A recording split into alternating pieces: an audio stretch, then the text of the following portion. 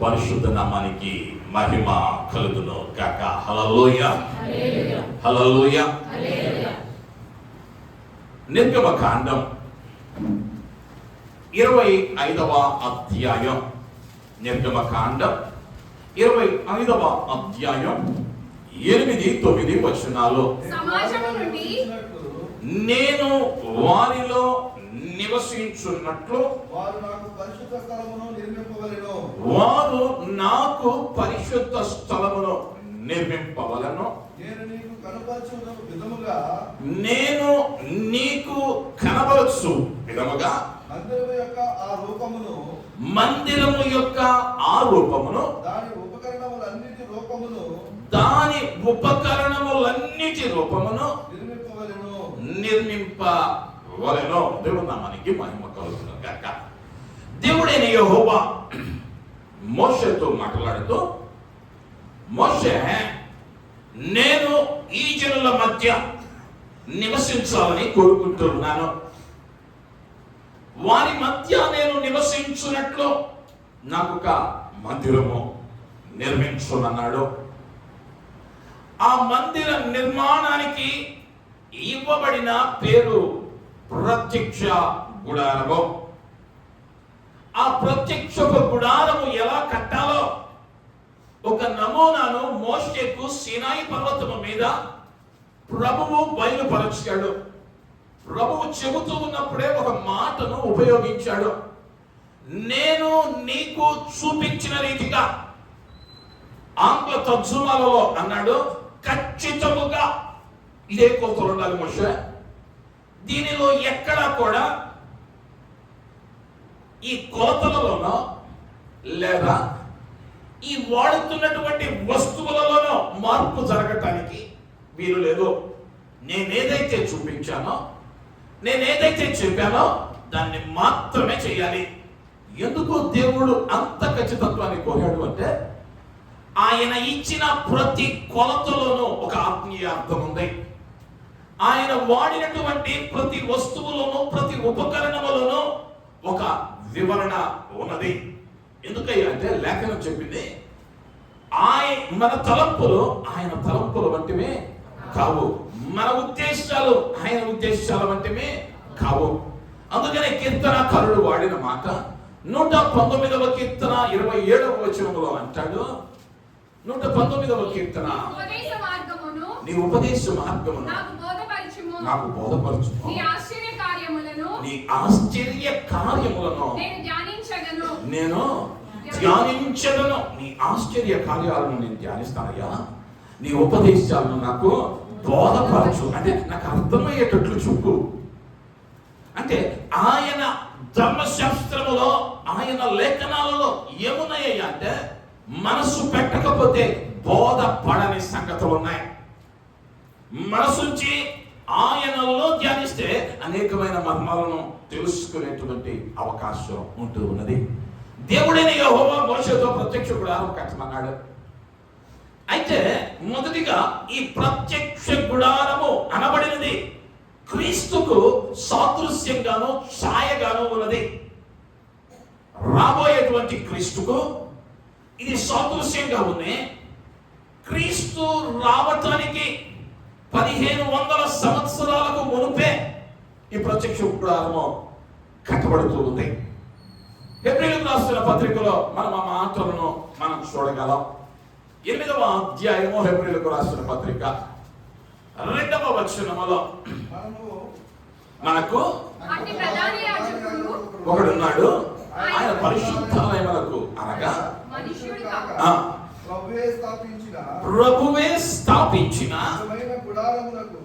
నిజమైన గుడారమునకు పరిచారకుడై ఉండి పరలోకమందు మహామహుని సింహాసనమునకు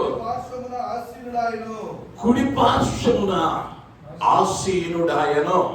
అదే విధంగా 8వ వచనంలో కూడా గమనిస్తే, అయితే ఆయన ఆక్షేపించి పత్రిక 8:5లో మోషే గుడారం అమర్చబోయినప్పుడు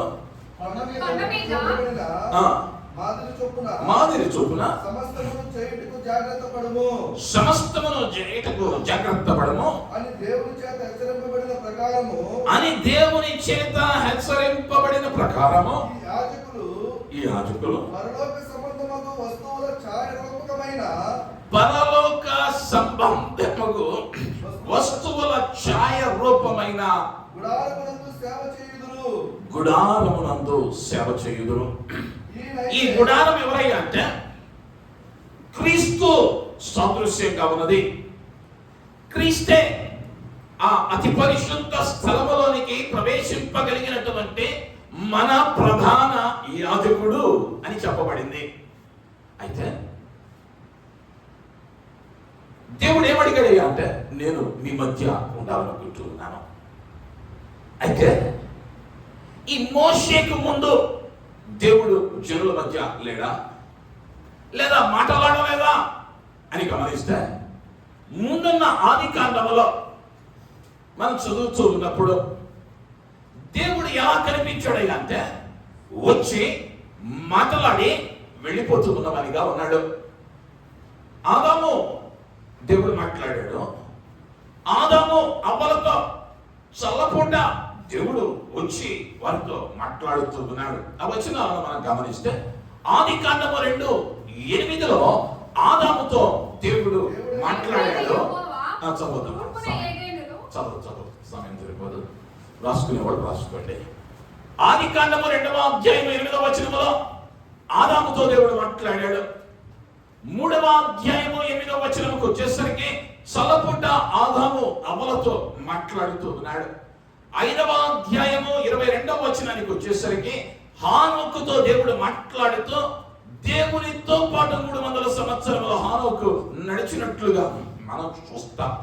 17వ అధ్యాయంలోనికి వచ్చేసరికి 1వ వచనములో అబ్రహామును దేవుడు దర్శిస్తూ ఉన్నాడు. అబ్రహాముతో మాట్లాడుతూ ఉన్నాడు.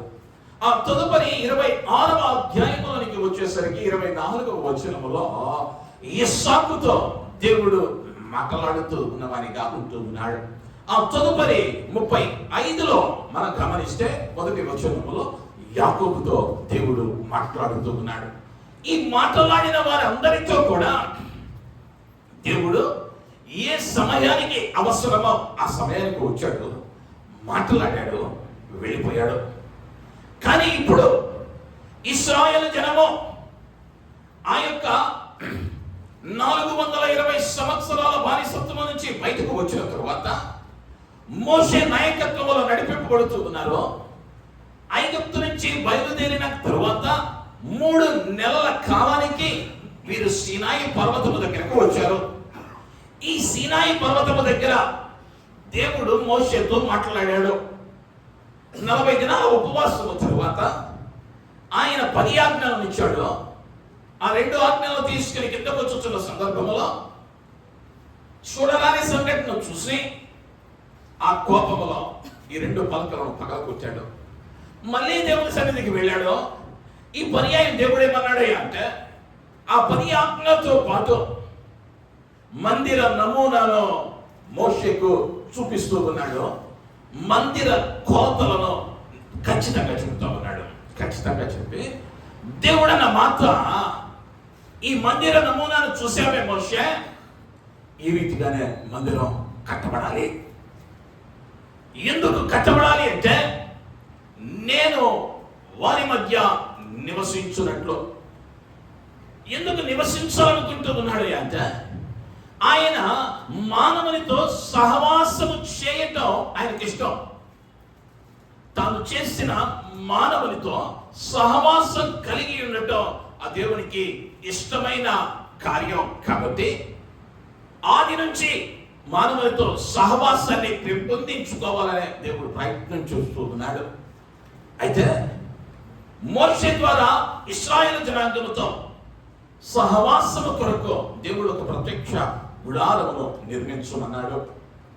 కొత్త నిబంధనలోనికి వచ్చేసరికి యేసుక్రీస్తు అన్నాడు, ఈ దేవాలయం పడగొట్టి 3 దినాల్లో తిరిగి లేపుతాను, రాయి మీద రాయి నిలవకుండానట్లు పడగొడతాను అన్నాడు.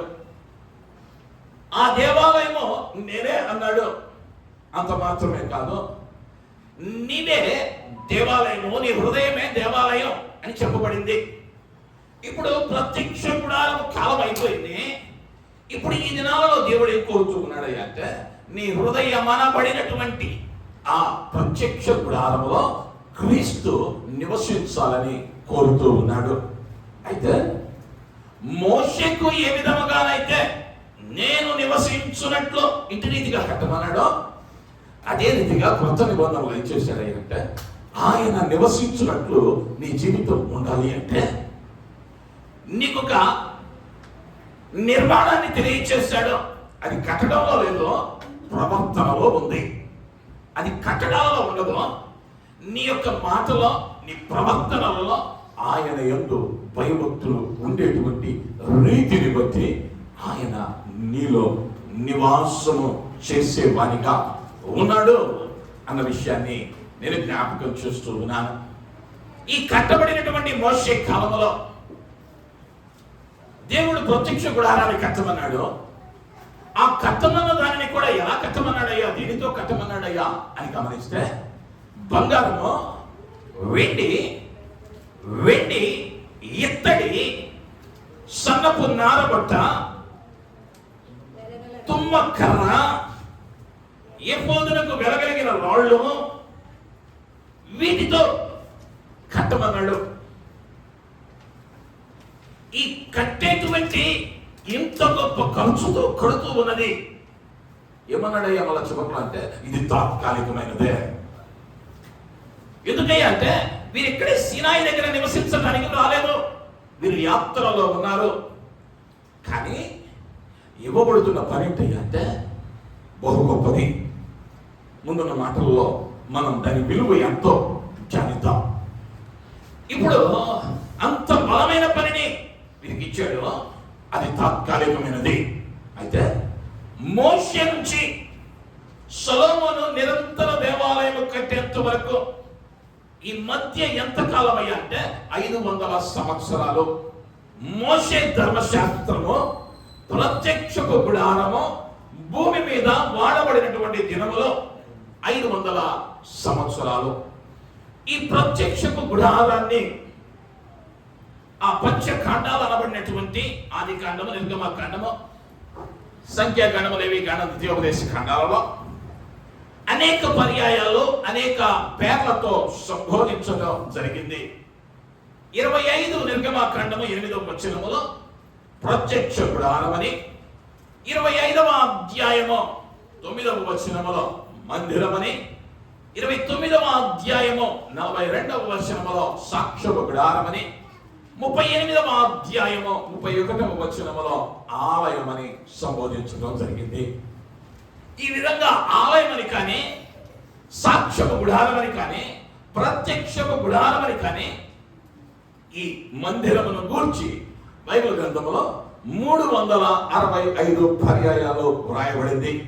అంటే ప్రతి దినము దేనిని జ్ఞాపకం చేసుకోవాలి అంటే ఆయన మందిరాన్ని జ్ఞాపకం చేసుకోవాలి. దేవునికి మహిమ కలుగును గాక. హల్లెలూయా, హల్లెలూయా.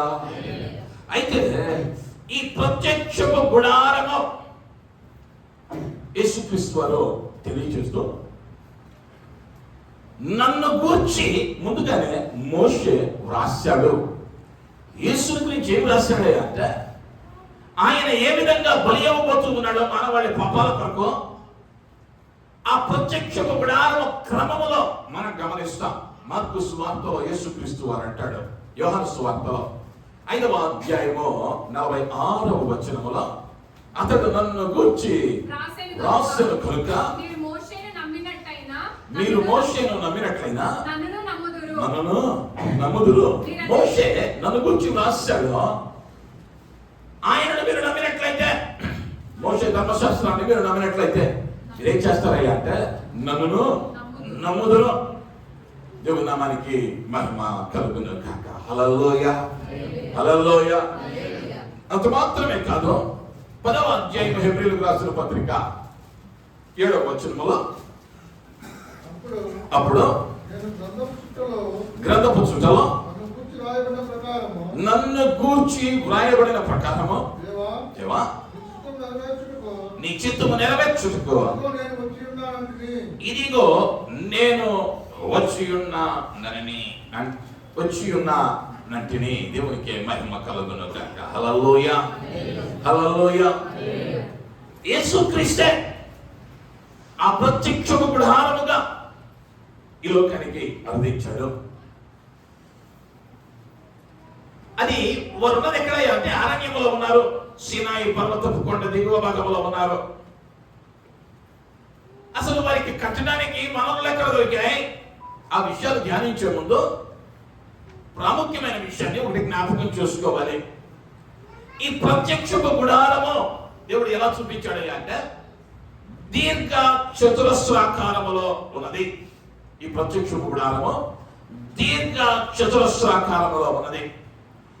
ఈ కొలతలలో చాలా ఆత్మీయ మర్మాలు దాగి ఉన్నాయి, లేదా దేవుని యొక్క కాలాన్ని అది బయలుపరుచుతూ ఉన్నది అని అంటాన్ని ఎటువంటి సందేహం లేదు. మొదటిగా ఆ యొక్క కొలతలలో దాగి ఉన్న మర్మాన్ని మనం గమనిస్తే ఈ పరిశుద్ధ దేవాలయము లేదా ప్రత్యక్షపు గుడారం యొక్క వెలుపటి కొలతను మనం ఒకసారి గమనిస్తే నిర్గమకాండం 27వ అధ్యాయం, నిర్గమకాండం 27వ అధ్యాయం 18వ వచనం. ఆవరణపు పొడుగు 100 మూరలు, దాని వెడల్పు 70 మూరలు, దాని ఎత్తు 5 మూరలు. చాలమ్మా. పొడవు ఎంతండి? 100 మూరలు, వెడల్పు 50 మూరలు, ఎత్తు 5 మూరలు. ఎప్పుడైనా ఒక గది యొక్క వైశాల్యానికి వచ్చేటప్పుడు ఏం చేస్తామయ్యా లెక్కలు అంటే పొడవు ఇంటూ వెడల్పు వాడతాం. లేదా గది మొత్తం కొలత కావాలి అంటే పొడవు, వెడల్పు, ఎత్తును వాడతాం. అయితే ఇది గది కాదు, ఇది ప్రహరీ చుట్టూ ఉన్నటువంటి గోడ. ఈ గోడ కొలతను కొలవాలంటే ఏం చేయాలి అంటే పొడవు ప్లస్ వెడల్పు ఇంటూ ఎత్తు. ఇప్పుడు పొడవు ఎంత ఉందయ్యా అంటే ఇటు 100 ఉంది, ఇటు 100 ఉంది. రెండు కలిపితే 200. వెడల్పు ఎంత ఉందయ్యా అంటే ముందు వైపు 50, వెనక వైపు 50. ఈ రెండు కలిపితే 100. పొడవు 200, వెడల్పు 100, మొత్తము కలిపి 300. ఈ 300ని ఎత్తుతో హెచ్చించాలి. 300 ఇంటూ 5 ఎంత అయిందయ్యా అంటే 1500. ఈ 1500 దేనిని సూచిస్తూ ఉన్నదయ్యా అంటే మోషే ధర్మశాస్త్ర కాలాన్ని సూచిస్తూ ఉంది. ఎప్పుడైతే దేవుడు మోషేను ప్రత్యక్షపు గుడారము కట్టమని ఆ నిబంధనలు ఇచ్చాడో అక్కడి నుండి యేసుక్రీస్తు వారి ఈ లోకములోనికి వచ్చేంత వరకు మధ్య ఉన్న కాలము 1500 సంవత్సరాలు. ఈ ప్రహరీ మనకేం తెలియజేసిందయ్యా అంటే ఆయన యొక్క ధర్మశాస్త్ర కాలాన్ని, లేకపోతే ధర్మశాస్త్రమును బట్టి ఇశ్రాయేలీయులు నడుచుకున్నటువంటి కాలాన్ని అది తెలియజేస్తూ ఉంది. ఆ లోపలికి కొంచెం మనం వస్తే 2 స్థలాలను అక్కడ చూస్తాం. మొదటిది పరిశుద్ధ స్థలం, రెండవది అతి పరిశుద్ధ స్థలం. నేను ముందుగా అతి పరిశుద్ధ స్థలాన్ని గురించి చెప్పి పరిశుద్ధ స్థలంలోనికి వద్దాం. అతి పరిశుద్ధ స్థలం యొక్క కొలతలను నిర్గమకాండం 26వ అధ్యాయం 15 నుంచి 30 వచనాలలో దానిని వివరిస్తాడు. 15 నుంచి 30 వచనాలు చదవడానికి సమయం కాదు కాబట్టి నేను వివరిస్తూ ఉన్నాను. ఈ అతి పరిశుద్ధ స్థలం యొక్క కొలతలు ఏంటయ్యా అంటే 10 మూరల పొడవు, 10 మూరల వెడల్పు, 10 మూరల ఎత్తు. ఇప్పుడు దీని వైశాల్యాన్ని లెక్కించాలంటే ఎలా చేస్తామయ్యా అంటే పొడవు ఇంటూ వెడల్పు ఇంటూ ఎత్తు. ఇప్పుడు 10 ఇంటూ 10 ఇంటూ 10 ఎంత అయిందయ్యా అంటే 1000. ఈ 1000 దేనికి సాదృశ్యంగా ఉన్నది అని అంటే ప్రకటన గ్రంథములో 20వ అధ్యాయంలోనికి వెళితే అక్కడ ఆయన తిరిగి మెగారుడై రోజులకు రాజుగా అరుదించిన దినాన 1000 ఏండ్ల పరిపాలన తెలియపరుస్తూ ఉంది. క్రీస్తు వారి 1000 ఏండ్ల పరిపాలన అతి పరిశుద్ధ స్థలము సూచిస్తూ ఉన్నదిగా ఉన్నది. మొదటిదేమో మోషే ధర్మశాస్త్ర కాలము, మోషే నుంచి క్రీస్తు వరకు ఉన్నటువంటి సమయాన్ని ఈ యొక్క ప్రహరీలో మనం గమనించాం. అది 1500 సంవత్సరాలు. అతి పరిశుద్ధ స్థలం 1000 ఏండ్లు, అది ఆయన యొక్క 1000 ఏండ్ల పరిపాలనకు సాదృశ్యంగా ఉంది. ఈ మధ్యలో ఉన్న పరిశుద్ధ స్థలాన్ని గమనిస్తే అదే 26వ అధ్యాయము 10 నుంచి 15 నుంచి 30 వచనాలలోనే దాని వివరాలు కూడా ఇస్తాడు.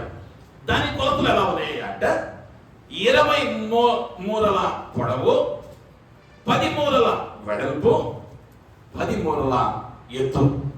ఇప్పుడు దీన్ని క్యాలిక్యులేట్ చేస్తే 20 × 10 × 10 ఎంత వచ్చింది అంటే 2000 వచ్చింది. క్రీస్తు నుంచి 2000 వరకు ఏంటి అంటే కృపాకాలము. క్రీస్తు నుంచి నేటి వరకు ఉన్నది ఏంటి అంటే కృపాకాలం. మొదట ఉన్నటువంటి 1500 నెరవేర్చబడింది. రాబోయే 1000 ఉంది అని నమ్ముతూ ఉన్నాం. ఇప్పుడు మధ్యలో ఉన్నది కృపాకాలం. ఎంత? 2000. మనం దేనిలో ఉన్నాం? 2026లో ఉన్నాం. అంటే ఎక్కడున్నాం? అడుగునున్నాం, చివరిలో ఉన్నాం. ఎప్పుడు వస్తాడో తెలియదు. మా తాతయ్య చెప్పాడండి, ఇటుకు ఆయన త్వరగా వచ్చుతున్నాడు. మా నాయన చెప్పాడండి, ఆయన త్వరగా వచ్చుతున్నాడు. మా ముత్తాత కూడా ఇదే ప్రసంగం చేశాడు. ధర్మశాస్త్రము నిరర్థకము కాదు. ఆయన అతి త్వరలో రాబోతూ ఉన్నాడు, దానిలో సందేహం లేదు. ఎందుకయ్యా అంటే 1500 సంవత్సరాలు ధర్మశాస్త్ర కాలం ఉంటుంది అన్నాడు, ఉన్నది. 1000 ఏండ్ల పరిపాలన ఉంటుంది అన్నాడు, ఉండబోతా ఉంది. ఇది కూడా కృపాకాలం కూడా ముగిపోతా ఉంది. ముగింపు దశలో మనం ఉన్నాం. పరీక్ష అయిపోతా ఉంది అనుకుందాం. ఎలా రాస్తాం? నిదానంగా, నెమ్మదిగా. ఇంకా ఒక 20 క్వశ్చన్లు ఉన్నాయి అనుకుందాం. త్వరగా రాయడానికి ప్రయత్నిస్తావా? ఆ రాని ఒక్క క్వశ్చన్నే ఇదేమై ఉంటుంది, ఇదేమై ఉంటుంది, ఇదేమై ఉంటుంది అని ఆలోచిస్తూ ఉంటావా? ఒకసారి జ్ఞాపకం చేసుకోవాలి. ఏం చేస్తామయ్యా అంటే వచ్చినంత వరకు స్పీడ్గా ప్రయత్నిస్తాం. మనం అనుకుంటున్నట్లు ఇంకెంతో సమయం లేదు. ఇప్పుడు ఏం చేయాలి అంటే ఆయన ప్రత్యక్ష గుడారముగా నీలో నివసించాలని ఆశపడుతూ ఉన్నాడు. నిన్ను నువ్వేం చేసుకోవాలి అంటే ఆయన నివసించు మందిరంగా మార్చుకోవడానికి వేగిరపడాలి. ఇక ఆలస్యం చేస్తే కష్టం. పెద్దోళ్ళు అన్నారు, ఆలస్యం అమృతానైనా విషంగా మార్చింది. ఆలస్యం అమృతానైనా విషంగా మార్చింది. నువ్వు కనుక నీ భక్తి జీవితంలో క్రీస్తును ధరించే విషయంలో ఆలస్యం చేస్తే కృపాకాలం ముగిపోతా ఉంది. ఆయన చెప్పినటువంటి సాదృశ్యాలలో ఏది నేను తప్పుకోవాలా? అయితే ఆయన యొక్క కృపాకాలంలో ఉన్న మనం మోషేకు దేవుడు అరణ్యములోనికి తీసుకుని వెళ్ళి ఆ అరణ్యములో వారికి అనుకూలమైనటువంటిది ఏదీ లేదు. నిన్నటి వరకు వాళ్ళు ఎక్కడున్నారయ్యా అంటే బానిసత్వములో ఉన్నారు. బానిసత్వములో ఉన్నవాడు ఇప్పుడు బయటకు వచ్చాడు. బయటకు వచ్చిన వెంటనే దేవుడు అన్నమాట, నేను మీ మధ్య నివసించున్నట్లు నా కొరకు ఒక మందిరాన్ని నిర్మించేది కూడా దేవుడు మోషే వదిలేలా. మోషేతో అన్నాడు, నేను నీకు చూపించిన రీతిగా. ఆంగ్లం అంటాడు, నేను నీకు చూపించిన రీతిగా ఖచ్చితంగా. అంగుళం అటుపోవటానికి లేదు, అంగుళం ఇటు రావటానికి లేదు. 100 మూరల్లో కొలతలో తప్పు వచ్చిందని ఒక అడుగు ఇటు ఒక అడుగు ఇటు ఇటకి లేదు. ఏ బట్టనైతే వాడమన్నాడో అది సన్నపు నార బట్ట, ధూమ్ర వర్ణమా, రక్త వర్ణమా, నీలి వర్ణమా, ఇవన్నీ రాబోయే దినాల్లో మనం ధ్యానించబోతూ ఉన్నాం. ఏది వాడమన్నాడో అది గొర్రెపు తోళ్ళ, గొర్రెపు వెంట్రుకల, లేదా మరి ఒకటి వాటన్నిటినీ ఏమన్నాడు అంటే ఎక్కడ రాజీ పడద్దు, ప్రతిదీ ఖచ్చితంగా చెయ్యాలి అని చెప్పాడు. మోషే అటు రీతిగానే చేశాడు. అయితే ఇప్పుడు బానిసత్వంలో నుంచి బయటకు వచ్చారు వీళ్ళు. ఈ బానిసత్వంలో నుంచి బయటకు వచ్చిన వాళ్ళు దేవుడు బంగారంతో కట్టమన్నాడు, వెండితో కట్టమన్నాడు, ఇతడితో కట్టమన్నాడు. ప్రశస్తమైనటువంటి ఈ యొక్క సన్నపు నార బట్టతో మందిరం నిర్మించమన్నాడు. ఇవన్నీ వారు ఎలా చేశారు అన్న విషయాలను గమనిస్తే నిర్గమకాండం 35వ అధ్యాయం 29వ వచనం. యెహోవా ఆజ్ఞాపించిన పనులన్నిటి కొరకు ఇశ్రాయేలీయులలో పురుషులేమి స్త్రీలేమి తెచ్చుటకు ఎవరి హృదయములో వారిని ప్రేరేపించెను వారందరూ మనఃపూర్వకముగా యెహోవాకు అర్పణములను తెచ్చిరి. దేవుడు ఎవరైతే ప్రేరేపించాడో వారు దేవుని కొరకు అర్పణలో తీసుకొని వచ్చారు.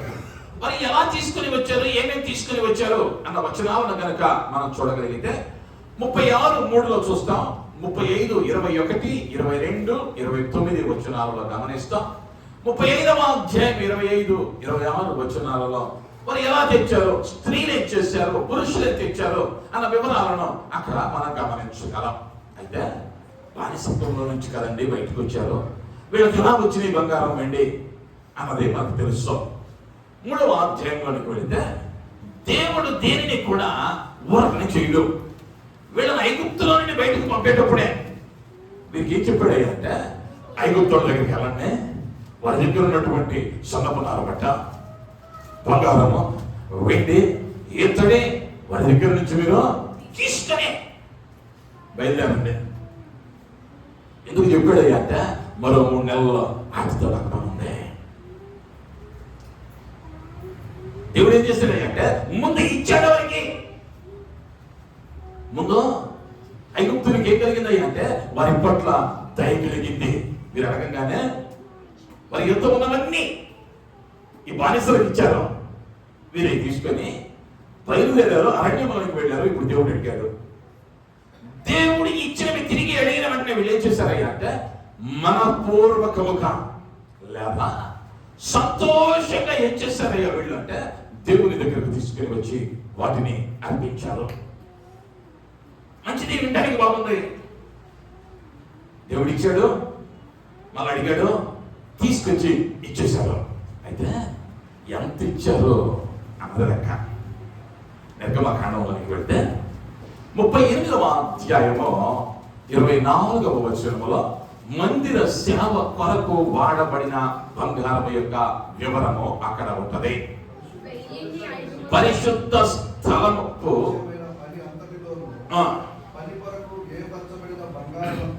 పని కొరకు వ్యయపరచబడిన బంగారమంతయు అనగా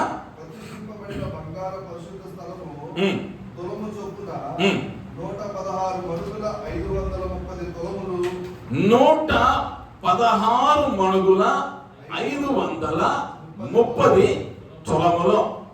మనకి ఎవ్వరికి అర్థం కదా లెక్క. మణుగులు, తులాలు.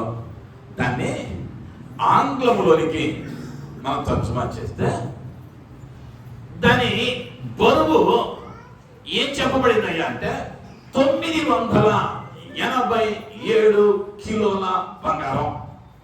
ఎక్కడ అడిగాడయ్యా అంటే అరణ్యంలోకి తీసుకెళ్ళి నా కొరకు మందిరాన్ని కట్టమనేసరికి ఆ మందిర పనికి అవసరమైనటువంటి బంగారం ఎంత అంటే 987 కిలోలు వాడబడింది. 1 కిలో బంగారం ఎలా ఎంత ఈరోజు అంటే 1,66,00,000. అంటే ఆ రోజులలోనే ఇశ్రాయేలు జనాంగం మందిరము కొరకు ధారాళంగా ఇచ్చినటువంటి బంగారము గల మాత్రమే ఎంత అంటే 1638 కోట్ల రూపాయలు ఒకటి బంగారమే. ఇంకా వాడబడిన సామగ్రి చాలా ఉంది. అయితే బంగారం ఇయ్యంగానే అయిపోవాలి పని. దేవుడు అన్నాడు, ఈ బంగారాన్ని తీసుకొచ్చి నా మందిరంలో పెట్టడం కాదు నువ్వు చేయాల్సిందే. వీళ్ళు తెచ్చుకున్నప్పుడు ఇవి ఎలా ఉన్నాయి అంటే వస్తు రూపాల్లో ఉన్నాయి. ఒకటేమో చైన్ ఉంది, ఒకటేమో బ్రాస్లెట్ ఉన్నాయి, ఒకటేమో ముక్కు పుట్టుకు ఉన్నాయి, ఒకటేమో చెవుదిద్దులు ఉన్నాయి. ఈ తీసుకొచ్చి మందిరంలో పెట్టే ఉపయోగం లేదు. ఇప్పుడు మందిరం కట్టబడాలి అంటే ఇదేం కావాలి అంటే కరిగించబడి ఘన పదార్థం ద్రవ రూపంలోకి మార్చబడాలి. అప్పుడే ఈ తుమ్మకర్రకు పైన తాపడం వేయటానికి, పూత వేయటానికి అది ఉపయోగకరంగా ఉంటుంది. ఒక బంగారం ఎప్పుడైనా ద్రవ రూపంలోనికి మార్చబడింది అని అంటే 1064 డిగ్రీల సెంటీగ్రేడ్ ఉష్ణోగ్రత దగ్గరికి దాన్ని తీసుకెళ్ళాలి. ఎంత కావాలి అంటే 1064 డిగ్రీల ఉష్ణోగ్రత తగిలితేనే అదేమైతే ద్రవ రూపంలో మారింది. మామూలుగా ఎండాకాలంలో 45 డిగ్రీలు ఉష్ణోగ్రత ఉంటేనే మనం ఏమవుతామయ్యా అంటే 5 నిమిషాలు బయటికి వెళ్ళడానికి ఆలోచిస్తాం. వీళ్ళు ఉన్నది ఇప్పటికే ఉష్ణం అధికముగా ఉన్నటువంటి ఎడారి ప్రాంతం. దేవుడు అన్నాడు, నా మందిరానికి బంగారం పని చేయమన్నాడు. నిన్నటి వరకు బంగారం పని చేయడంలో మెరుగుపడి తెలిసిన వారా వీళ్ళు అంటే లేదు. ఏం చేశారయ్యా ఐగుప్తులు అంటే మట్టితో ఇటుకలను తయారు చేసిన వారు. ఇటుకలను తయారు చేసిన వాడికి దేవుడు ఇచ్చిన పని ఏంటయ్యా అంటే బంగారం తగ్గించమన్నాడు. ఇప్పుడు ఉష్ణోగ్రత ఎంత పెరగాలయ్యా అంటే 1064 డిగ్రీలు వెళ్ళాలి. ఉన్నది అరణ్యం, తింటానికి తిండి దొరకడం కష్టం. ఆ రోజుల్లో నేటిలాగా ఎలక్ట్రికల్ సిస్టమ్ లేదో, గ్యాస్ సిస్టమ్ లేదో. ఇప్పుడు ఏం కావాలయ్యా అంటే కాల్చడానికి కర్ర కావాలి. ఆనాడు ఎడారులలో దొరికేటువంటి ఈ చిల్ల చెట్లు, తుమ్మ చెట్లు, వాటిని కాల్చి దానిని బొగ్గుగా మార్చి ఆ బొగ్గును భూమిలో తవ్వినటువంటి ఆ గుంటలలో వేసి తోలు బెలూన్స్ తో, తోలు తిత్తులతో వాటికి గాలి కొడుతూ దాన్ని ఎక్కడికి తీసుకెళ్లారయ్యా అంటే 1000 డిగ్రీల ఉష్ణోగ్రత వరకు తీసుకుని వెళ్ళి ఇప్పుడు ఈ 957 కిలోల బంగారాన్ని కరిగించేటువంటి పాత్రలు వారికి కావాలి. వీటన్నిటిని సిద్ధం చేసుకున్నారు. ఇంకా మనం ఆలోచిస్తే సాధారణంగా 50 డిగ్రీల ఉష్ణోగ్రతకి మనం భయపడిపోతా ఉంటే ఆ రోజుల్లో మిషన్లు ఏమి లేవు. అంత డిగ్రీకి వచ్చినాక అది కరిగిన తర్వాత ఆ వేడి తగ్గిన తర్వాత నేను తీసుకొని వస్తానంటానికి ఎవరో ఒకరు ఆ టెంపరేచర్ లో గమనిస్తూ ఉండాలి. అంటే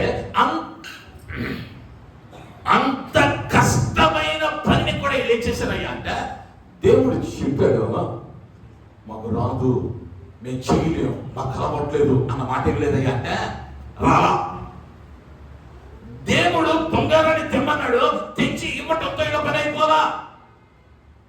దానిని కరిగించి మందిర ఉపకరణములకు వాడటానికి తగినట్లుగా మలచడానికి మీరేం చేశారయ్యా అంటే తమ్ములు తాము నలగొట్టుకున్నారు, ఆ పనులకు సహకరించారు. ఆ తదుపరి వెండిని గురించి మనం చదివితే 25వ వచనములో 38వ అధ్యాయంలోనే 25వ వచనం. సమాజంలో చేరిన వారు వెండి పరిశుద్ధ స్థలపు తులము చొప్పున 400 మణుకులు 1575 తులములు ఈ ఫన్ను 20 ఏళ్ళు మొదలుకొని పైప్రాయం. చాలండి. దేవుని నామానికి మహిమ కలుగును గాక. హల్లెలూయా. 400 మణుగుల 1575 తులములు అంటే అది కేజీల్లోనికి మారిస్తే 3420 కిలోగ్రాములు. 3420 కిలోల వెండి, 987 కిలోల బంగారం, 3420 కిలోల వెండి. దీన్ని కూడా దిమ్మలకు వాడమన్నాడు. దాన్ని ఎలా వాడారు అన్నది ముందున్న భాగాలలో మనం ధ్యానిద్దాం. ఇవి రెండు కూడా ఎలా ఇచ్చారయ్యా అంటే ఇవేమి పనికిరాని వస్తువులు కాదు. లేదా పాడైపోయే వస్తువు అంతకన్నా కాదు. పనికిరానిది కాదు, పాడైపోయేది కాదు, విలువైనది. వీరికి ఉన్నది ఇదే. ఇది కూడా ఎలా తెచ్చుకున్నారయ్యా అంటే అవతల మన దగ్గర అడిగి తెచ్చుకున్నారు. మేము వెళ్ళిపోతున్నాం, మాకు ఇవ్వండి అని అడిగి తెచ్చుకున్నారు. కానీ దేవుడు అడగంగానే ఏం చేశారయ్యా అంటే సంతోషంగా మనపూర్వకముగా దానిని ప్రభువుకు అప్పగించారు. అదే విషయాన్ని సొలొమోను కాలంలో కూడా మనం గమనిస్తాం.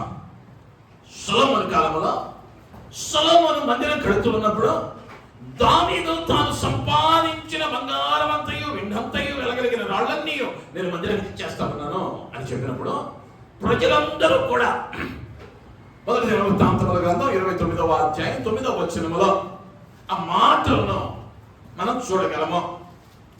వారు పూర్ణ మనస్సుతో యెహోవాకు యుంచుచుండిరి కనుక వారు అలాగున మనపూర్వకముగా ఇచ్చినందుకు జనులు సంతోషపడిరి. సొలొమోను కాలంలో కూడా ఇచ్చారు అంటే మనపూర్వకంగా ఇచ్చారు, సంతోషంగా ఇచ్చారు. సమాజంలో ఉన్న ప్రతి వాడును మందిర నిర్మాణంలో భాగమయ్యాడు. అయితే క్రొత్త నిబంధనలోనికి వచ్చేసరికి దేవుడు ఆయనే మందిరం అన్నాడు, ఆయనే నీలో జీవిస్తానన్నాడు. కానీ అపోస్తలుడు పౌలు అన్నాడు, మొదటి కొరింథీయులకు రాసిన పత్రిక 16వ అధ్యాయము 2వ వచనము. నేను వచ్చినప్పుడు చందా పోగు చేయకుండా ప్రతి ఆదివారమున మీలో ప్రతివాడును తాను వర్ధిల్లిన కొలది తన యొద్ద కొంత సొమ్ము నిలువ చేయవలెను. దేవుడు మనకి మహిమ కలుగును గాక. హల్లెలూయా, హల్లెలూయా. క్రొత్త నిబంధనలో ఆయన మందిర పని కొరకు ఎలా ఇవ్వాలో అపోస్తలుడైన పౌలు తెలియజేస్తూ, నేను వచ్చినప్పుడు మీరు ఎట్టిస్తున్నారయ్యా అంటే ధారాళంగా ఇస్తున్నారు. నేను వచ్చినప్పుడు ఇవ్వటం కాదు, నేను రాకపోయినప్పుడు కూడా నువ్వేం చేయాలయ్యా అంటే ప్రతి ఆదివారం నువ్వు ఇచ్చేది ఎలా ఉండాలయ్యా అంటే ఒకసారి చదవండి. తాను వర్ధిల్లిన కొలది నువ్వు ఎంతగా వర్ధిల్లుతున్నావో ఆ వర్ధిల్లిన దానిని సూచించే విధంగా నువ్వు ఇచ్చే కానుక ఉండాలి. ఎప్పుడయ్యా అంటే నెలకు ఒకసారి కాదు, సంవత్సరానికి ఒకసారి కాదు. ధర్మశాస్త్రంలో బోధించిన రీతిగా ఆదివారమున నువ్వు దేవుని సన్నిధికి తెస్తూ ఉన్న కానుక ఆయన మందిరములో ఏ విధానముగానైతే గుడార పనికి అంగీకరింపబడిన కానుకగా ఆనాటి కానుక సొలొమోను కాలంలోని కానుకను చూసి జనులు ఏ విధంగా సంతోషించారో అదే రీతిగా మందిర పరిచర్య కొరకు ప్రతి ఆదివారం ఎలా తేవాలి అంటే నువ్వు వర్ధిల్లుతున్న కొలది, అంటే నీ సంపాదన కొలది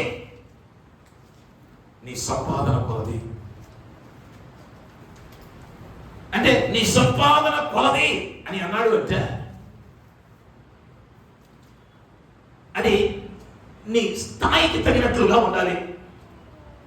నీ స్థాయికి తగినట్లుగా ఉండాలి. 5 స్టార్ హోటల్కి వెళ్ళావు, 10 రూపాయల నోటు టిప్పు పెట్టావు అనుకో, ఎలా చూస్తున్నాడు? నువ్వే ఉంచుకొని ఇంకో 10 రూపాయలు వేసేస్తాడు. ఒక స్టార్ హోటల్లోనే 10 రూపాయలకు విలువ హోటల్. అక్కడ ఏం చూపించాలి ఆ స్టార్ హోటల్ అంటే నీ స్థాయే చూపించాలి. అప్పుడే వాడు ఏం చేస్తాడే అంటే రెండో పర్యాయం నువ్వు వెళ్ళినప్పుడు నువ్వు టేబుల్ దగ్గరికి వెళ్ళంగానే నేను సర్వ్ చేయాలి అని పరిగెత్తుకుంటాడు. అంటే దేవుని దగ్గరకు నువ్వు వస్తూ ఉన్నప్పుడు నీవు వర్ధిల్లిన కొలది ఇవ్వాలి, కానీ మిగిలినది కాదు. నువ్వు వర్ధిల్లిన కొలది ఇవ్వాలి, అంత మాత్రమే కాదు. 2వ కొరింథీయులకు రాసిన పత్రిక 9వ అధ్యాయం 7వ వచనానికి వద్దాం. సనుగు కొనకయు బలవంతముగా కాకయు ప్రతి వాడును తన హృదయములో నిశ్చయించుకున్న ప్రకారము ఇయ్యవలెను. దేవుడు ఉత్సాహముగా ఇచ్చు వారిని ప్రేమించును. దేవుడు నామానికి మహిమ కలుగును గాక. హల్లెలూయా. ఇశ్రాయేలు జనాంగం మనపూర్వకముగా ఇచ్చారు. వారిలో కొందరు సడుక్కున్నారు, మధ్యలో రాలిపోయారు. ఇప్పుడు దేవుని మందిర పరిచర్య కొరకు ఇష్టమైనటువంటి మనల్ని కూడా ఎలా ఇమ్మన్నాడు అంటే సడుగు కొనకయో బలవంతంగా కాకయో.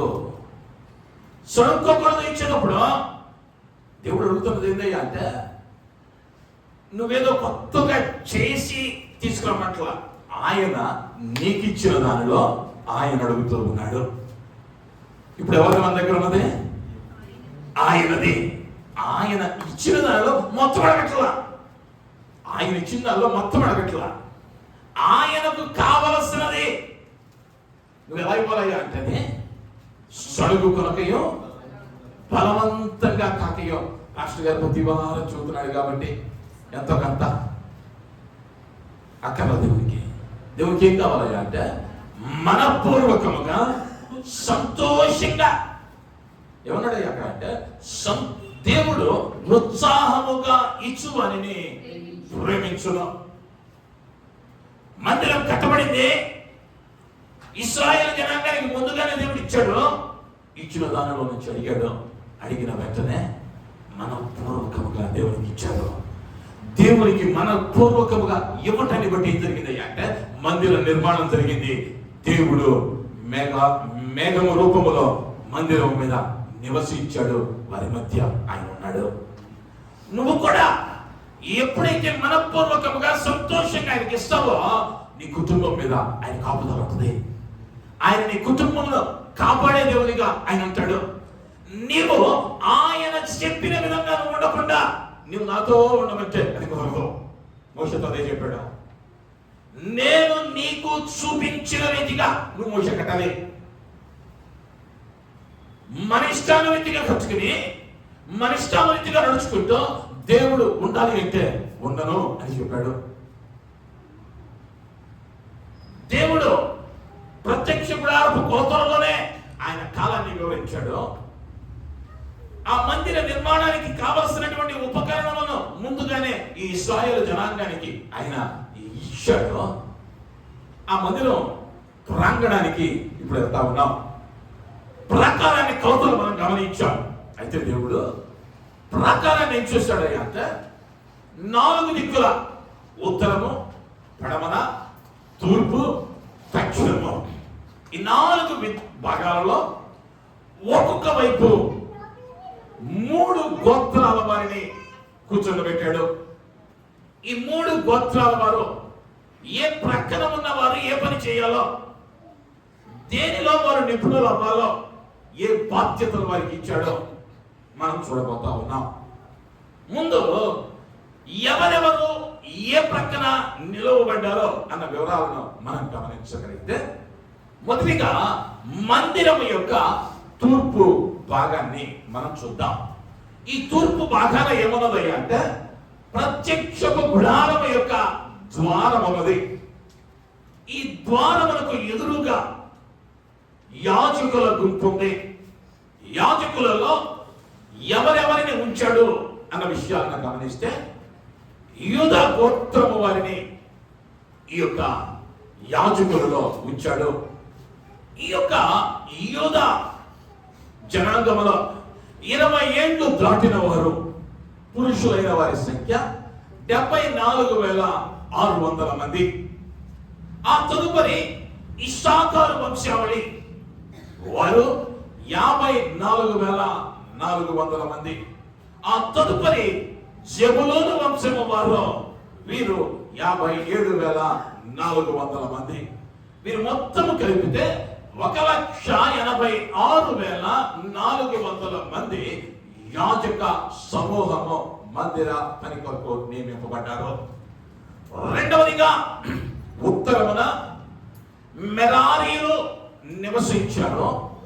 వీరు దాను గోత్రపు వారు 62,700 మంది. ఆషేరు గోత్రము వారు 41,500 మంది. నఫ్తాలి గోత్రము వారు 53,400 మంది. వీరందరూ కలిపి 1,57,600 మందిగా ఉంటూ ఉన్నారు. పడమర వైపు గెర్షోనీయులను ఉంచుతూ ఉన్నాడు. ఈ గెర్షోనీయులలో ఏ గోత్రాలు ఉన్నాయి అంటే బెన్యామీను గోత్రం ఉంది. వీరి సంఖ్య 35,400 మంది. మనష్షే 32,200 మంది. ఎఫ్రాయిము 40,500 మంది. మొత్తము 1,08,100 మంది. చివరిగా దక్షిణమున కహాతీయులను ఉంచుతూ ఉన్నాడు. వీరిలో ఉన్న గోత్రాలు గాదు గోత్రము వారు, వీరు 45,650 మంది. షిమ్యోను గోత్రము వారు 59,300 మంది. రూబేను గోత్రము వారు 46,500 మంది. వీరి మొత్తము 1,51,450 మంది. ఈ 4 గుంపులను మనం కలిపితే వస్తున్నటువంటి సంఖ్య 6,03,550 మంది. 6,03,550 మంది పురుషులు 20 సంవత్సరాల పైబడిన వారు. ఈ మాటనే మోషే 38వ అధ్యాయము 26వ వచనాన్ని మనం గమనిస్తే ఈ పన్ను 20 ఏళ్ళు మొదలుకుని పై ప్రాయము కలిగి లెక్కలో చేరిన వారందరిలో అనగా 6,03,570 మందిలో చాలమ్మా. ఎంతమంది అంటే 20 ఏండ్ల కంటే పైబడి లెక్కలో చేరిన వారి సంఖ్య 6,03,550 మంది. వీరందరినీ కూడా మందిర పని కొరకు దేవుడు నియమించాడు. ఒక్కొక్కరికి ఒక్కొక్క పనినిచ్చాడు. ఈ మందిరం ఆయన కోరుకున్నట్లుగా కట్టమని చెప్పాడు. దానిలో నేను నివసిస్తానన్నాడు. మందిరం పని జరిగే ముందుగా కావాల్సిన ఉపకరణాలను వారిని అడిగాడు. వారు ఇచ్చారు. ఇచ్చిన తరువాత ఆ ప్రత్యక్షపు గుడారములకు ఏ దిక్కున ఎవరుండాలో ముందుగా ఆయనే చెప్పాడు. ఎందుకయ్యా అంటే గలతీయులకు రాసిన పత్రికలో 6వ అధ్యాయం 4వ వచనములో ప్రతివాడును తాను చేయు పనిని పరీక్షించుకొనవలెను. అప్పుడు ఇతరుని బట్టి కాక తనను బట్టి తాను అతనికి అతిశయము కలుగును. ఒకడు ఏం చేయాలి అంటే ప్రతివాడు తాను చేయు పనిని పరీక్షించి చూసుకోవాలి. వీళ్ళని గుంపులుగా 3 గోత్రాలు నియమించి ఈ గోత్రం వారు ఏ పని చేయాలో ఈ పని మాత్రమే చేయాలి. మందిరం కష్టపడుతుండగా మేము వెళ్ళి ఈ సమయానికి దూపం వేయాలి కదా అని ఎవరు పడితే వాళ్ళు దూపం వేయడానికి లేదు. బలి అర్పించే దగ్గర ఆ గంగాళం దగ్గర ధూపవేదిక దగ్గర పనిచేయడానికి లేదు. ఒకవేళ ఇక్కడ మందిరం ఇక్కడ నుంచి లేచి వేరే ప్రాంతానికి వెళ్తా ఉన్నారు. ఇది నిరంతరమైనది కాదు. దీనికి పునాదులు లేవు. ఈ ఇంత పెద్ద కట్టడానికి పునాది లేదు. ఎందుకయ్యా అంటే మనం ఇక్కడ ఎవరమయ్యా అంటే యాత్రికులము కాబట్టి పునాది లేదు.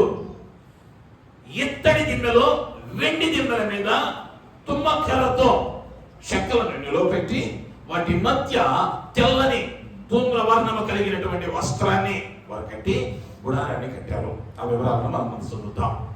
అయితే దీనిలో దేవుడు ముందుగానే చెప్పాడు ఏ గోత్రం వారు ఈ చెక్కలను మొయ్యాలో, ఏ గోత్రం వారు వెండిని మొయ్యాలో, ఏ గోత్రం వారు బంగారాన్ని మొయ్యాలో, ఎవరు ఆ యొక్క బలిపీఠాన్ని మొయ్యాలో, ఎవరు ఇతడి పాత్రను మొయ్యాలో, ఎవరు మందసాన్ని మొయ్యాలో, ఎవరు సన్నిధి బల్ల రొట్టెల బలను మొయ్యాలో. కాబట్టి దానికి తగిన రీతిగా తాళ్ళు మోసేవాళ్ళు, ఆ క్లాత్ మోసేవాళ్ళు వీళ్ళు వేరువేరుగా ఉన్నారు. కాబట్టి ఎందుకు వేరువేరుగా పెట్టాడు అంటే ఎవరి పనిలో వాడే జాగ్రత్తగా చూసుకుని నిమిత్తము వారిని వేరువేరుగా ఉంచాడు. అవతల గోత్రం వారు వచ్చి యువతల గోత్రంలో ఏలు పెట్టడానికి లేదు. ఆ విధంగా నేను అనుకుంటాను మనం చూసిన జనాభా ఎంత అంటే 6,03,550 మంది. అంటే ఒక్కసారి ఊహించుకుంటే మధ్యలో మందస్సు ఉంది, ఎటువైపు చూసినా 1,50,000 మంది ఉన్నారు. 1,50,000 మంది జనాభా ఒక ఊర్లో ఉంటే ఆ ఊరిని ఏమి పిలుస్తారయ్యా అంటే ప్రస్తుతం ఉన్న చట్టాల ప్రకారం మున్సిపాలిటీ అంటారు. మున్సిపాలిటీలోనే ఇళ్ళు ఎంత కట్టుబడి ఉంటాయి అంటే ఒకదాని మీద ఒకటి కట్టుంటుంది. కట్టుంటేనే దాని చుట్టుకొలత ఇంచుమించు 5-6 కిలోమీటర్లు ఉంటుంది. ఇంచుమించు 5-6 కిలోమీటర్లు, ఎటు వెళ్ళినా 5 కిలోమీటర్లు ఉంటుంది. ఉదాహరణకి మా ఊరే అనుకుందాం, జనాభా 1,20,000, ఎటు చూసినా 3 కిలోమీటర్లు ఆ చివరి నుంచి ఈ చివరికి ఉంటుంది. ఇప్పుడు ఈ యాజకుల బృందం ఉంది, వీళ్ళు ఎంతమంది ఉన్నారయ్యా అంటే ఇంచుమించు 1,56,000 మంది ఉన్నారు. అంటే ఒక ఊరు ఎలా కట్టుకుని ఉంటారయ్యా అంటే ఇంటికి ఇంటికి మధ్య చాలా దూరం ఉంటుంది. ఇంటికి ఇంటికి మధ్య చాలా దూరం ఉంటుంది. అంటే ఒక విస్తారమైనటువంటి జనం. ఆ జనానికి దేవుడు ఏం చేశాడయ్యా అంటే ఎవరు ఏ పని చేయాలో ఊళ్ళకు ఊళ్ళే ఎడారిలో ఉన్నాయి. మన భాషలో చెప్పుకోవాలంటే 4 వైపుల 4 ఊళ్ళను ఏర్పాటు చేశాడు. ఒక్కొక్క ఊరికి ఒక్కొక్కతను ఇచ్చాడు. అదే రీతిగా దేవుడు నీకును నాకును ఆయనే ప్రధాన యాజకునిగా హృదయం అనేది దేవాలయంలో నివసిస్తానన్నాడు. నివసిస్తానన్న దేవుడు నిన్ను ఒక రకం పెట్టాడు. దీనికి అంటే నీకు అప్పగించబడిన పని నెరవేర్చడానికి నీకు ఒక పని అప్పగించాడు. ఏంటయ్యాలి అంటే శిష్యులతో అన్నాడు, మీరు వెళ్ళి సర్వలోకములకు స్వార్థ ప్రకటించండి. నీకు నాకు అప్పగించబడిన పని మొయ్యాల్సిన పని లేదు. ఎందుకయ్యా అంటే ప్రత్యక్ష కాలము అయిపోయింది. ఇప్పుడు నువ్వు మోయాల్సిందల్లా ఏంటయ్యా అంటే ఆయన యొక్క మాటలో దేవునికి మహిమ కలుగును గాక. హల్లెలూయా. నువ్వు ఇప్పుడు బంగారు స్తంభాలు, చెక్క స్తంభాలు, గొప్ప వేదికలు మోయాల్సిన అవసరం లేదు. ఇప్పుడు మోయాల్సింది ఏంటయ్యా అంటే సువార్తను మోసే వరంగా మారాలి. ఆయన మాటను ఇతరులకు చేరవేసే వరంగా మారాలి. అందుకనే దేవుడు ఏం చేశాడయ్యా, ఎన్నుకున్నాడు. ఎన్నుకొనిన వారికి చెప్పాడు, ప్రతి వాడు తాను చేయు పనిని పరీక్షించి చూసుకోవాలి. దేవుడు ఇచ్చాడు పని పరీక్షించి చూసుకోవాలి. స్వార్థ చెప్పేవా ఎవరికైనా ఏనాడైనా? క్రీస్తే దేవుడని నీ తోటి వానికి ఎవరికైనా ప్రకటించవా? నీ పని నువ్వు ఎలా చూసుకోవాలి అంటే జాగ్రత్తగా చూసుకోవాలి. చూసుకోకపోతే ఇంత కొలతలు గమనించాం. అతి పరిశుద్ధ స్థలము దేనిని సూచించింది అంటే 1000 ఏళ్ల పాలన సూచించింది.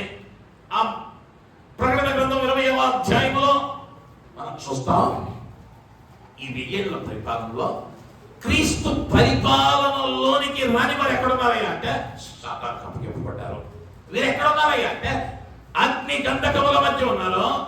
అక్కడ ఏముందయ్యా అంటే అగ్ని ఆరదో, పురుగు సావదో. వారిని క్రూర మృగానికి అప్పగించేశాడు. చాలా వివరంగా అక్కడ రాస్తాడు.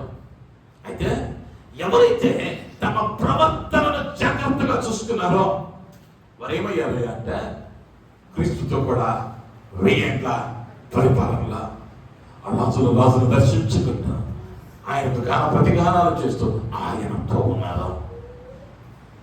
ప్రత్యక్ష గుడారం కట్టబడింది. అది దేవుని క్రీస్తుకు సాదృశ్యంగా ఉంది.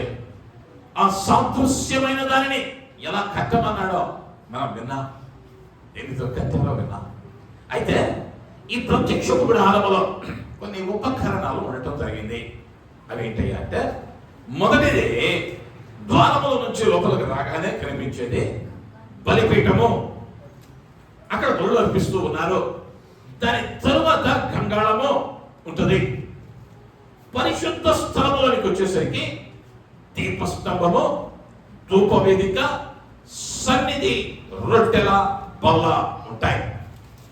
లోపలికి వెళ్ళేసరికి అతి పరిశుద్ధ స్థలములో మందసము, కరుణాపీఠము అక్కడ కనబడతాయి. వీటన్నిటిలో కూడా క్రీస్తు ప్రత్యక్షపరచబడేవానిగా ఉన్నాడు. లేదా ఇంకో రకంగా చెప్పాలి అంటే ఇవన్నీ కూడా క్రీస్తుకు ముంగుర్తుగా ఉన్నాయి. క్రీస్తుకు ముంగుర్తుగా ఉన్నాయి. రాబోయేటువంటి వారాలన్నీ కూడా ఈ ప్రత్యక్ష గుడారముల గురించి మనం ధ్యానించబోతూ ఉన్నాం. కాబట్టి జాగ్రత్తగా ఆలకిద్దాం. ప్రత్యక్ష గుడారము క్రీస్తు నివసించుడి స్థలం. ఎందుకు కథమన్నాడయ్యా అంటే నేను వారి మధ్య నివసించినట్లు, యేసు మన మధ్య నివసించినట్లు దేవుడై ఉన్న వాక్యము మనలో నింపుకుందాం. మన హృదయం మనబడిన ప్రత్యక్ష గుడారంలో ఆయన నివసిస్తే మన మధ్య అద్భుతాలు జరుగుతాయి. దానిలో సందేహం లేదు. మనకు అప్పగింపబడిన పనిని జాగ్రత్తగా చూసుకుందాం. దేవుని జ్ఞానంలో ఎదుగుదాం. రాబోయే దినాలలో కొనసాగించి మరి ఒకసారి జ్ఞాపకం చేస్తూ ఉన్నాను. ఎవరు మధ్యలో ఆబ్సెంట్ అవ్వద్దు. ఈ సత్యాలను నేర్చుకోవడం అది ఆశీర్వాదకరం. ఈ ప్రత్యక్ష గుడారం గురించి ఏదో గంట సేపు మాట్లాడితే అయిపోయే అంశం కాదు. పైపైన వినటం కన్నా ఆ లోతుల్లోనికి వెళ్ళి ప్రతి దానిని ధ్యానించడం మంచిది. అటు కృపలో ధన్యతలో దేవుడు మనకిచ్చునుగాక. నా కొరకు కూడా ప్రార్థన చేయండి.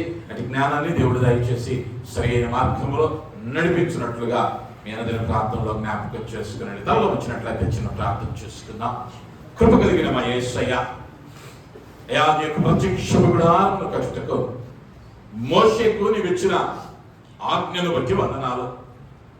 అయా ప్రత్యక్ష గుడారములో అయా నిన్ను నువ్వు ప్రత్యక్షపరుచుకుంటూ అయా కాలములను బట్టి వస్తువులను బట్టి మాతో మాట్లాడుతూ మాకు నేర్పించబోతూ ఉన్నటువంటి సంగతులను బట్టి వందనాలు. ప్రాముఖ్యంగా అయ్యా మా దేహాలు నీకు మందిరంగా మలచబడేటువంటి కృపనివ్వండి.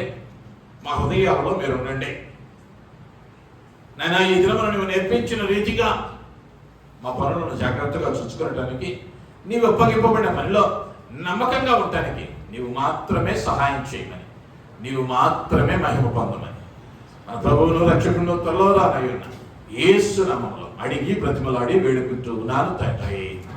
ఆమేన్. ఆమేన్.